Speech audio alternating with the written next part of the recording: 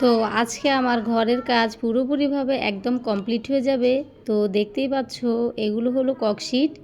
তো আজকে টিনের চাল লাগানো হবে আর চালের নিচে এই ককশিটগুলো দিয়ে দিতে হবে আজকে যদি কাজ করে। আর এই কাজই হলো আজকে আমার ঘরের শেষ কাজ। তোমরা দেখতেই পাচ্ছ টিন।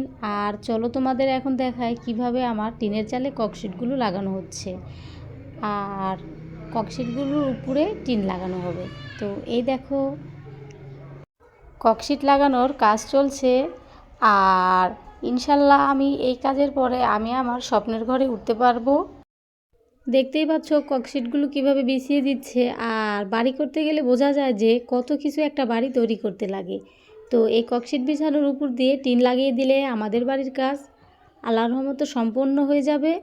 ককশিট বিছানো সম্পন্ন হয়ে গিয়েছে। এখন দেখতেই পাচ্ছ টিনের চাল লাগাচ্ছে। তো দেখতে দেখতে অবশেষে অপেক্ষার শেষ হয়ে যাবে আজকের দিনে কাজ শেষ হলেই। তো তোমরা দোয়া করো আমি যেন খুব শীঘ্রই আমার স্বপ্নের ঘরে উঠতে পারি। তোমরা সবাই খুব ভালো থেকো। টাটা।